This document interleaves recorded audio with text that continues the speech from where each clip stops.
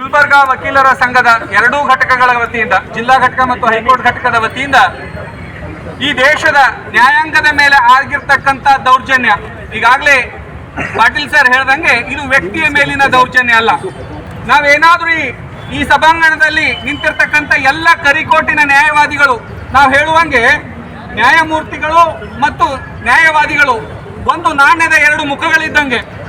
ಈ ಎರಡೂ ಮುಖಗಳು ಏಕಕಾಲಕ್ಕೆ ನಾವು ನಡ್ಕೊಳ್ಬೇಕಾದಂಥ ಕರ್ತವ್ಯ ನಮ್ಮ ಮೇಲಿದೆ. ಅದು ನ್ಯಾಯಾಧೀಶರ ಮೇಲೆ ಆಗಿರ್ತಕ್ಕಂಥ ದೌರ್ಜನ್ಯ ಆದರೂ ಅಷ್ಟೇ, ನ್ಯಾಯವಾದಿಗಳ ಮೇಲೆ ಆಗಿರ್ತಕ್ಕಂಥ ದೌರ್ಜನ್ಯ ಆದರೂ ಅಷ್ಟೇ. ನಾವು ಆ ದೌರ್ಜನ್ಯವನ್ನ ಸಂವಿಧಾನದ ಮೇಲೆ ಆದಂಥ ದೌರ್ಜನ್ಯ ಅಂತೇಳಿ ಹೇಳಿ ನಾವು ಖಂಡಿಸಬೇಕಾಗ್ತದೆ. ಬಂಧುಗಳೇ, ಈ ಒಂದು ದೌರ್ಜನ್ಯ ಆದ ತಕ್ಷಣ ಈ ದೌರ್ಜನ್ಯಕ್ಕೆ ಜಾತಿ ಧರ್ಮದ ಬಣ್ಣವನ್ನು ಹಚ್ಚೋದಕ್ಕೆ ಪ್ರಯತ್ನ ಆಗ್ತಾ ಇದೆ. ದಯವಿಟ್ಟು ನಾನು ಹೇಳ್ತೀನಿ, ಈ ಕರಿ ಕೋಟ್ ಹಾಕಿದವ್ರಿಗೆ ಯಾವ ಜಾತಿ? ನ್ಯಾಯವೇ ನಮ್ಮ ಜಾತಿ. ನಮ್ಮ ಧರ್ಮ ಯಾವುದು? ಸಂವಿಧಾನ ನಮ್ಮ ಧರ್ಮ. ನಮ್ಮ ಗ್ರಂಥ ಯಾವುದು ಅಂದ್ರೆ ಸಂವಿಧಾನ ಶಿಲ್ಪಿ ಡಾಕ್ಟರ್ ಬಾಬಾ ಸಾಹೇಬ್ ಅಂಬೇಡ್ಕರ್ ಅವರು ಬರೆದಿರ್ತಕ್ಕಂಥ ಸಂವಿಧಾನವೇ ನಮ್ಮ ಗ್ರಂಥ. ನಾವೇನಾದ್ರೂ ಈ ಕರಿ ಕೋಟ್ ಹಾಕೊಂಡವರು, ಕರಿ ಗೌಣ ಹಾಕೊಂಡವರು ನಾವು ಕರ್ತವ್ಯ ನಿರ್ವಹಿಸ್ತಾ ಇದ್ರೆ ನಮ್ಮ ಕರ್ತವ್ಯ ಯಾವ ತಳಹದಿಯ ಮೇಲೆ ನಡೀತಾ ಇದೆ ಅನ್ನೋದಾದ್ರೆ ಜಾತಿ ಧರ್ಮ ವರ್ಣ ವರ್ಗರಹಿತ ಸಮಾಜವನ್ನ ನಿರ್ಮಾಣ ಮಾಡೋದಕ್ಕೆ ನಾವು ದುಡಿತಾ ಇದ್ದೀವಿ. ಇಲ್ಲಿ ಯಾವುದೇ ಜಾತಿಯ ಸಂಕೇತವಾಗಿ ಯಾರೂ ಇಲ್ಲ, ಯಾವುದೇ ಧರ್ಮದ ಸಂಕೇತವಾಗಿ ಯಾರೂ ಇಲ್ಲ. ಅದು ಸಂವಿಧಾನದ ಪೀಠ. ಆ ಪೀಠ ಇಡೀ ದೇಶದ ನ್ಯಾಯಮೂರ್ತಿಯ ಪೀಠ, ಯಾವುದೋ ಒಂದು ಧರ್ಮದ ಯಾವುದೋ ಒಂದು ಜಾತಿಯ ಪೀಠ ಅಲ್ಲ. ಎಲ್ಲರೂ ನಾವು ಇದನ್ನು ಅರ್ಥ ಮಾಡ್ಕೋಬೇಕಾಗ್ಯದ. ಇಡೀ 140 ಕೋಟಿ ಜನರ ಭಾವನಾತ್ಮಕ ಪೀಠದಲ್ಲಿ ಕೂತಿರ್ತಕ್ಕಂಥ ಒಬ್ಬ ಸಂವಿಧಾನದ ಪರಮೋಚ್ಚ ವ್ಯಕ್ತಿಯನ್ನ ಯಾರೇ ಆದ್ರೂ ಅವಮಾನ ಮಾಡಿದ್ರೆ ಅದು ಈ ದೇಶದ 140 ಕೋಟಿ ಭಾರತೀಯರಿಗೆ ಮಾಡಿರ್ತಕ್ಕಂಥ ಅವಮಾನ. ಇತ್ತೀಚಿನ ದಿನಗಳಲ್ಲಿ ನಾವು ಪ್ರತಿಯೊಂದಕ್ಕೂ ಜಾತಿ, ಪ್ರತಿಯೊಂದಕ್ಕೂ ಧರ್ಮದ ಬಣ್ಣವನ್ನ ಕಟ್ಟಿ ರಾಷ್ಟ್ರಪತಿಗಳನ್ನು ಅವಮಾನ ಮಾಡುವಂಥದ್ದು, ಪ್ರಧಾನಮಂತ್ರಿಗಳನ್ನು ಅವಮಾನ ಮಾಡುವಂಥದ್ದು, ಮುಖ್ಯ ನ್ಯಾಯಮೂರ್ತಿಗಳನ್ನು ಅವಮಾನ ಮಾಡುವಂಥದ್ದು ಈ ಪ್ರಕ್ರಿಯೆ ಸಮಾಜದಲ್ಲಿ ನಡೀತಾ ಇದೆ. ಯಾರನ್ನೇ ಅವಮಾನ ಮಾಡಿದ್ರೂ ಕೂಡ ಅದು ದೇಶಕ್ಕೆ ಮಾಡಿದಂಥ ಅವಮಾನ 140 ಕೋಟಿ ಭಾರತೀಯರಿಗೆ ಮಾಡಿರ್ತಕ್ಕಂಥ ಅವಮಾನ. ಮಾಡಿರ್ತಕ್ಕಂಥ ಕುನ್ನಿ ಯಾರೇ ಆಗಿರಲಿ, ಯಾವುದೇ ಧರ್ಮದ ವ್ಯಕ್ತಿ ಇರಲಿ, ಯಾವುದೇ ಜಾತಿಯ ವ್ಯಕ್ತಿ ಇರಲಿ, ಅವನು ಅದಕ್ಕೆ ಶಿಕ್ಷೆಗೆ ಅರ್ಹವಾದಂಥ ವ್ಯಕ್ತಿ. ನಾವೆಲ್ಲರೂ ಕೂಡ ಜಾತ್ಯತೀತವಾಗಿ ಧರ್ಮಾತೀತವಾಗಿ ಭಾರತೀಯರಾಗಿ ಈ ಒಂದು ಕೃತ್ಯವನ್ನ ನಾವು ಖಂಡಿಸಲೇಬೇಕು, ಖಂಡಿಸೋಣ. ಅಂತ ವ್ಯಕ್ತಿಗಳು ಈ ನಮ್ಮ ಪ್ರೊಫೆಷನ್ ಅಲ್ಲಿ, ಈ ನಮ್ಮ ವೃತ್ತಿಯಲ್ಲಿ ಕರಿಕೋಟ್ ಹಾಕಿ ಬಂದಿದ್ದಾರೆ ಅಂದ್ರೆ ಬಹುಶಃ ನಮ್ಮ ವೃತ್ತಿಗೆ ಅವಮಾನ ಮಾಡೋದಕ್ಕೋಸ್ಕರ ಎಲ್ಲೋ ಒಂದ್ ಕಡೆ ಈ ವೃತ್ತಿಯನ್ನ ನಡೆಸೋದಕ್ಕೆ ಬಂದಂತ ವ್ಯಕ್ತಿ ಅಲ್ಲ ಆತ. ಈ ವ್ಯಕ್ತಿ ಈ ಸಮಾಜದಲ್ಲಿ ಅಂದ್ರೆ ಈ ವಕೀಲ ವೃತ್ತಿಯಲ್ಲಿ ಇದ್ದು ನಮ್ಮನ್ನೆಲ್ಲರೂ ಅವಮಾನ ಮಾಡೋದಕ್ಕೆ ಬಂದಿರತಕ್ಕಂಥ ವ್ಯಕ್ತಿ ಆಗಿರ್ತಾನೆ. ಅಂತ ವ್ಯಕ್ತಿಯನ್ನ ನಾವು ಜಾತಿ ವರ್ಣ ವರ್ಗ ಎಲ್ಲವನ್ನ ಬಿಟ್ಟು ನಾವು ಖಂಡಿಸಬೇಕಾಗ್ತದೆ. ನಾವೆಲ್ಲ ಭಾರತೀಯರು, ನಾವೆಲ್ಲ ಒಂದು ಅನ್ನುವಂತ ಭಾವನೆಯಿಂದ ಎಲ್ಲ ಭಾರತೀಯರು ಎಲ್ಲ ಭಾರತೀಯರು ಒಂದು ಅನ್ನುವಂಥ ಭಾವನೆಯಿಂದ ಏಕೋಭಾವದಿಂದ ಏಕಧ್ವನಿಯಿಂದ ನಾವು ಈ ಕೃತ್ಯವನ್ನ ಖಂಡಿಸಿದ್ದೇ ಆದಲ್ಲಿ ಇನ್ನೊಮ್ಮೆ ಇಂಥ ಒಂದು ಹೇಯ ಕೃತ್ಯ ಈ ಸಮಾಜದಲ್ಲಿ ನಡೆಯಲ್ಲ. ಒಂದು ವೇಳೆ ನಾವು ಇದನ್ನ ಮಾಡೋದಕ್ಕೆ ಬಿಟ್ಟಿದ್ದೇ ಆಗಿದ್ರೆ ಇಂಥ ಕುನಿಗಳು ಪದೇ ಪದೇ ಇಂಥ ಕೃತ್ಯವನ್ನ ಮಾಡ್ತಾರೆ. ಬಹುಶಃ ದೊಡ್ಡ ವ್ಯಕ್ತಿಯ ಮನಸ್ಸು ದೊಡ್ಡದಾಗೇ ಇರ್ತದೆ ಅನ್ನೋದಕ್ಕೆ ಗೌರವಾನ್ವಿತ ನ್ಯಾಯಮೂರ್ತಿಗಳು ಘಟನೆ ನಡೆದ ತಕ್ಷಣಕ್ಕೆ ಯಾವುದೋ ಮಾನಸಿಕ ಅಸ್ವಸ್ಥತೆಯಲ್ಲಿ ಆ ವ್ಯಕ್ತಿ ಮಾಡಿರ್ಬೋದು, ಅವನನ್ನು ಕ್ಷಮಿಸ್ರಿ ಅಂತ ಹೇಳಿದ್ರು. ಬಹುಶಃ ಆ ಸ್ಥಾನದಲ್ಲಿ ಕೂತಿರ್ತಕ್ಕಂಥ ಗವಾಯಿಗಳು ವ್ಯಕ್ತಿಗಳು ಕ್ಷಮಿಸಿರ್ಬೋದು, ಆದರೆ ನ್ಯಾಯಪೀಠ ಎಂದೂ ಕ್ಷಮಿಸೋದಿಲ್ಲ. ಯಾಕೆಂದ್ರೆ ನ್ಯಾಯಪೀಠ ಶಾಶ್ವತ, ಕೋರ್ಟು ಶಾಶ್ವತ, ನಾವು ನೀವು ಅಶಾಶ್ವತ. ನ್ಯಾಯಪೀಠದಲ್ಲಿ ಇರ್ತಕ್ಕಂಥವ್ರು ಅಶಾಶ್ವತ, ಇವತ್ತು ಬರಬಹುದು ನಾಳೆ ಹೋಗ್ಬೋದು, ಆದರೆ ನ್ಯಾಯಪೀಠ ಯಾವತ್ತೂ ಶಾಶ್ವತ. ಆ ನ್ಯಾಯಪೀಠದಲ್ಲಿ ಯಾರೇ ಕೂತ್ಕೊಳ್ಳಿ ಅವ್ರಿಗೆ ಮಾಡಿರ್ತಕ್ಕಂಥ ಅವಮಾನ ಇಡೀ 140 ಕೋಟಿ ಭಾರತೀಯರಿಗೆ ಮಾಡಿರ್ತಕ್ಕಂಥ ಅವಮಾನ, ಆ ಅವಮಾನವನ್ನ ಯಾವತ್ತೂ ಯಾರೂ ಸಹಿಸೋದಕ್ಕೆ ಸಾಧ್ಯವಿಲ್ಲ.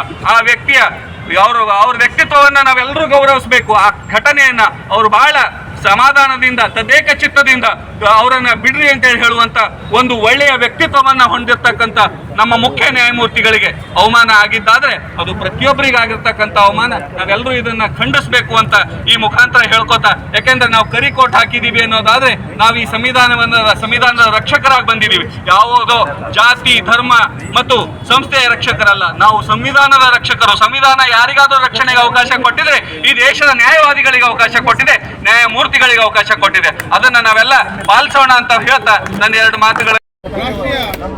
ಮಾನ್ಯರೇ, ಇವತ್ತು ಕಲಬುರಗಿ ನ್ಯಾಯವಾದಿಗಳ ಸಂಘದ ಪರವಾಗಿ ನಾವು ಪ್ರತಿಭಟನಾ ರ್ಯಾಲಿಯನ್ನು ಹಮ್ಮಿಕೊಂಡಿದ್ದೇವೆ.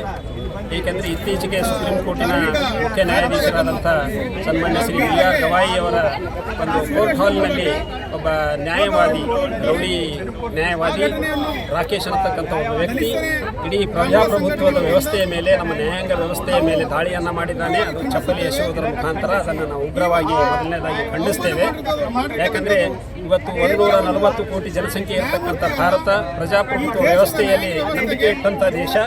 ಇವತ್ತು ನಮ್ಮ ಅತ್ಯಂತ ಒಂದು ಸಂಸ್ಥೆ ಇಡೀ ದೇಶದಲ್ಲಿ ನ್ಯಾಯಾಂಗ ವ್ಯವಸ್ಥೆಯಲ್ಲಿ according to the constitution of India, ಭಾರತದ ಸಂವಿಧಾನ ಶಿಲ್ಪಿ ಬಾಬಾ ಸಾಹೇಬ್ ಅಂಬೇಡ್ಕರ್, ರಾಜೇಂದ್ರ ಪ್ರಸಾದ್ ಮತ್ತು ನಮ್ಮ ಸಂವಿಧಾನ ಶಿಲ್ಪಿ ಏನಿದ್ದಾರೆ, ಸಂವಿಧಾನ ಬರೆದಿರ್ತಕ್ಕಂಥ ನಮ್ಮ ಹಿರಿಯರು ಇವತ್ತು ನಮಗೊಂದು ಸಂವಿಧಾನ ಅನ್ನತಕ್ಕಂಥ ಒಂದು ಧರ್ಮ ಗ್ರಂಥವನ್ನು ನಮ್ಮ ಕೈಯಲ್ಲಿ ಕೊಟ್ಟು ಹೋಗಿದ್ದಾರೆ. ಅದರ ಪ್ರಕಾರವಾಗಿ ಈ ದೇಶವನ್ನು ಮುನ್ನಡೆಸ್ಕೊಂಡು ಹೋಗ್ತಕ್ಕಂಥ ಜವಾಬ್ದಾರಿ ನ್ಯಾಯಾಂಗ ವ್ಯವಸ್ಥೆಯ ಮೇಲೆ. ಅಂತ ನ್ಯಾಯಾಂಗ ವ್ಯವಸ್ಥೆಯ ಮೇಲೆ ಅನಧಿಕೃತವಾಗಿ ಒಂದು ಕಾನೂನು ಬಾಹಿರವಾಗಿ, ಯಾಕಂದರೆ ಇದು ರೂಲ್ ಆಫ್ ಲಾ ಇರಬೇಕು ಈ ದೇಶದಲ್ಲಿ ಇರ್ತಕ್ಕಂಥದ್ದು, ಯಾರಿಗೂ ಕೂಡ ಒಂದು ಇದು ಇರಬಾರ್ದು, ರೂಲ್ ಆಫ್ ಲಾ ಇರಬೇಕು ಅನ್ನತಕ್ಕಂಥದ್ದು ನಮ್ಮ ಆಶೆ ಇದೆ, ಸಂವಿಧಾನದ ಆಶೆ. ಆ ಕಾನೂನನ್ನು ನಮ್ಮ ಕೈಗೆ ತೆಗೆದುಕೊಂಡ್ರೆ ಅದು ಈ ದೇಶ ಮುಂದುವರಿಸ್ಕೊಂಡು ಹೋಗಲ್ಲ. ಇವತ್ತು BR ಗವಾಯಿಯ ಮೇಲೆ ಏನು ಶೂ ಎಸೆಯುವುದರ ಮುಖಾಂತರವಾಗಿ ಆತ ಏನು ಮಾಡಿದ್ದಾನೆ ಅಂದರೆ ನ್ಯಾಯಾಂಗದ ವ್ಯವಸ್ಥೆಯನ್ನು ಹಾಳು ಮಾಡಿದ್ದಾನೆ, ನ್ಯಾಯಾಂಗದ ಮೇಲೆ ಒಂದು ಆಕ್ರಮಣ ಮಾಡಿದ್ದಾನೆ ಅಂತ ನಾನು ಭಾವಿಸ್ತೀನಿ. ಯಾಕಂದರೆ ಇವತ್ತು ನಮ್ಮ ನ್ಯಾಯವಾದಿಗಳಿಗೂ ಕೂಡ ಬಹಳ ಇನ್ಸಲ್ಟ್ ಇದೆ. It's a great insult to the advocates community. ಅದು ಚಪ್ಪಲಿ ಎಸ್ಬೇಕು ದೊಡ್ಡ ಮನುಷ್ಯರ ಕೆಲಸ ಅಲ್ಲ. ಆತ ಏನಿದ್ರು ಕೂಡ ಕೋರ್ಟ್ನಲ್ಲಿ ಆರ್ಗ್ಯುಮೆಂಟ್ ಮಾಡಬೇಕು, ಅದರ ಅಪೀಲ್ ಹೋಗಬೇಕು, ಅದರ ರಿವ್ಯೂ ಹಾಕಬೇಕು, ಪಿಟಿಷನ್ ಇದೆ, ಅದಕ್ಕೆ ರೂಲ್ ಆಫ್ ಲಾ ಇದೆ, ಅದಕ್ಕೆ ಹಾದಿಗಳಿದ್ದಾವೆ. ಆ ಹಾದಿಯನ್ನು ಬಿಟ್ಟು ತನ್ನ ಕೈಯಲ್ಲಿ ಕಾನೂನು ತೆಗೆದುಕೊಂಡು, ತನ್ನ ಕೈಯಲ್ಲಿ ಚಪ್ಪಲಿ ತೆಗೆದುಕೊಂಡು ಎಸೆಯುವುದರ ಮುಖಾಂತರ ಆತ ಒಬ್ಬ ಕುಖ್ಯಾತಿ, ಆತ ಒಬ್ಬ ರೌಡಿ, ಆತ ಒಬ್ಬನಿಗೆ ಕಾನೂನು ಗೊತ್ತಿಲ್ಲ, ರೂಲ್ ಆಫ್ ಲಾ ಇಲ್ಲ, ಗೊತ್ತಿಲ್ಲ ಆದಂಥ ವ್ಯಕ್ತಿನೇ ಮಾತ್ರ ಇಂಥದ್ದು ಮಾಡಲಿಕ್ಕೆ ಸಾಧ್ಯ ಇದೆ ಅನ್ನತಕ್ಕಂಥದ್ದನ್ನು ಅದನ್ನು ನಾವು ಉಗ್ರವಾಗಿ ಖಂಡಿಸ್ತೇವೆ. ಅವನಿಗೆ ಒಂದು ಈ ದೇಶದ ವಿರುದ್ಧ ಆತ ಏನು ಸಮರ ಸಾರಿದ್ದಾನೆ, ಮುಖ್ಯ ನ್ಯಾಯಮೂರ್ತಿಗಳ ವಿರುದ್ಧ ಏನು ಇಂಥ ಒಂದು ಕುಖ್ಯಾತಿ ಕೆಲಸವನ್ನು ಮಾಡಿದ್ದಾನೆ, ಅವನ ಮೇಲೆ ಕಾನೂನು ಕ್ರಮ ತೆಗೆದುಕೊಳ್ಬೇಕು ಅಂತ ನಾವು ಆಗ್ರಹ ಪಡಿಸ್ತೇವೆ. ಭಾರತ ದೇಶದ ಅತ್ಯಂತ ಮಹತ್ವದ ಪೀಠ, ಸಂವಿಧಾನ ಪೀಠ, ಸರ್ವೋಚ್ಚ ನ್ಯಾಯಾಲಯದ ಮುಖ್ಯಮೂರ್ತಿಗಳಾದಂತಹ ಗವಾಯಿ ಸಾಹೇಬರ ಮೇಲೆ ಶೂ ಎಸೆತವನ್ನು ಪ್ರಬಲವಾಗಿ ಖಂಡಿಸುತ್ತೇವೆ. ವಿಶೇಷವಾದಂತಹ ದಿನಗಳಲ್ಲಿ ನಾವು ಈ ಹೇಯ ಕೃತ್ಯವನ್ನು ಮಾಡಿದಂತಹ ವ್ಯಕ್ತಿಗೆ ಗಲ್ಲಿಗೇರಿಸಲು ಕಲಬುರಗಿ ಜಿಲ್ಲಾ ನ್ಯಾಯವಾದಿಗಳ ಸಂಘದ ವತಿಯಿಂದ ಆಗ್ರಹಿಸುತ್ತೇವೆ. ಜೊತೆಗೆ ಈ ಒಂದು ಅಪಮಾನ ಸಂವಿಧಾನಕ್ಕೆ ಮಾಡಿದಂಥ ಅಪಮಾನ, ಪ್ರಜಾಪ್ರಭುತ್ವಕ್ಕೆ ಮಾಡಿದಂಥ ಅಪಮಾನ.